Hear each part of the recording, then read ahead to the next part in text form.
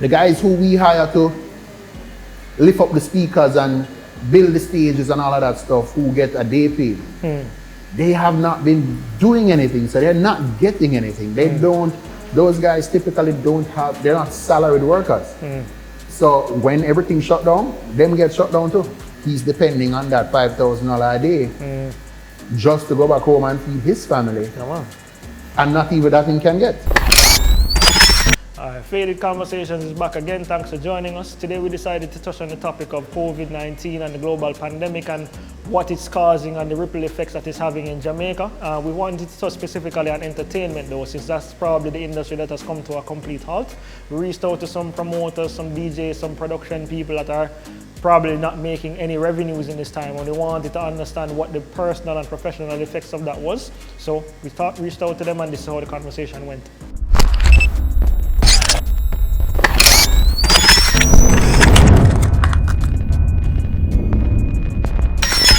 What do production and stage people do? Like, what are they doing with warehouses full of stage and lighting equipment with nowhere to put it up? How has that been for you guys? It's been rough.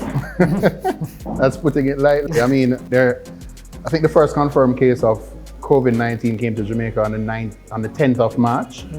I was on my way to Kingston to do a side visit, and by the time I got into Kingston and got to phase 3, 7 jobs got cancelled. Within that, it took me about a half hour from where I was on the highway to get to phase 3, and 7 jobs got cancelled in between that time.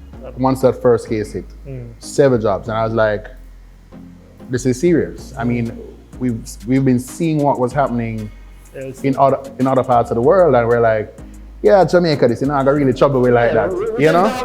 And as Jamaicans, we're not really take things seriously, you know?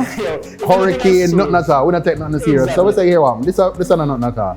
But then 7 jobs got cancelled same time. I was like the calls just came in back to back to back. I had an event in March as well, and that had to be, we kept watching and realized like, all right, so this is going to have to be cancelled because all permits got rescinded. So that was the trouble with that, but it's been a rough period. The last major production that I did was Rainforest Seafood Festival, and It's February. that was February, and then Rum Festival. Rum Festival was the last major production I did, and we haven't done anything outside of that since. I mean, luckily for me, I'm a creative, so I'm also innovative. So we started a thing called Sunday Live, which provided a platform for artists to come to Montego Bay because the equipment is here, the crew is here. I mean, your production team, Big Up Mark, is part of that team as well. So we did a whole production. Jason Russell from Pier 1 said, yo, you can use our venue. And every week we had a live show, full band, everything. And we had upcoming artists to big name artists on the show, from Wayne Marshall, IKEA, Runkus, a whole heap of others. We had only 25 artists in 10 weeks.